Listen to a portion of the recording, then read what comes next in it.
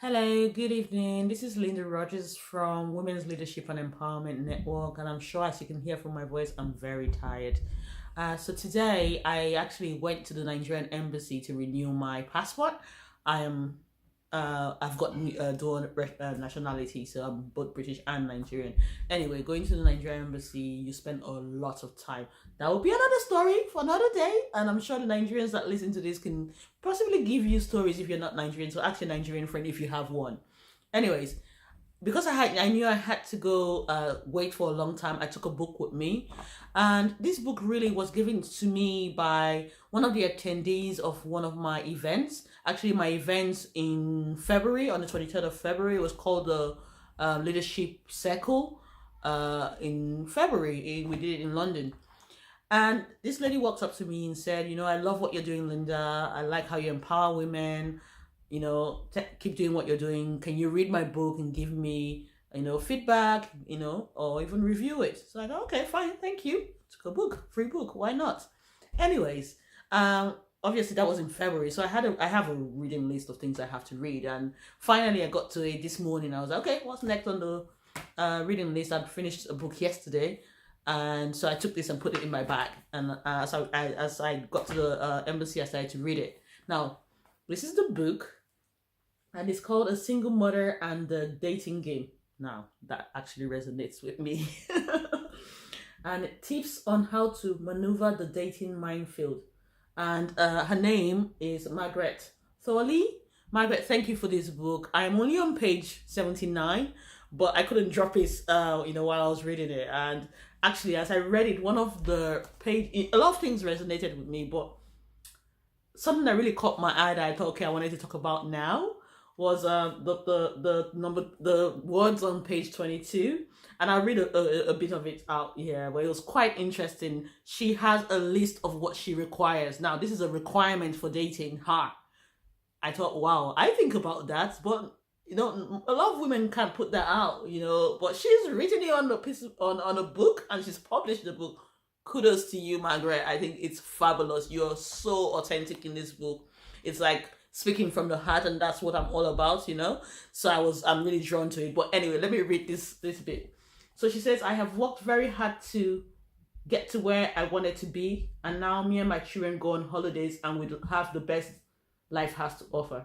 Some men have felt intimidated by my independence since they think I may not need them as I already take care of myself. I'll skip a few. And then she says, I may have a nice home, a nice car, and pay my own bills, but I am still a woman who would like to be with a man to share my life with. So true. Someone who should be able to take care of me and I him. Now, this is what she says. What are my requirements? With a question mark, and I was like, oh my goodness. And then she says, he must be a certain age. Yes. Single with all children grown up. Hard task. He must have his own home. He must be working. He must know what he wants in life. I'm not sure if everyone knows what they want in life, or even most of us, but we strive. So it might be a hard task, but yay, the woman knows what she wants. Must like going out and traveling. Now, I like that. I like traveling. I like going out. So that's definitely going to end up in my list. Must treat me with respect. Yes, must end up in my list also. He must take care of himself and know who he is. He must be caring and patient. Haha, yeah, patience. Yep. He must be good looking. Now, that was number 10.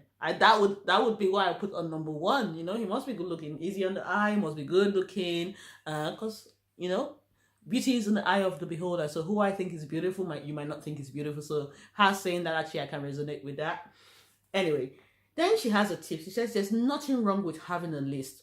What are your requirements when seeking your ideal partner? Now, that is so awesome, because I think a lot of women will think, oh, why should I have a list? That's very fickle. But you know what? Just as you write a list for your shopping of what you want to go get for food, just as you write your life goals to say what you want to do in life, that's how you should write what you want in a relationship. Because at the end of the day, a relationship is a really, really long commitment that we get ourselves into.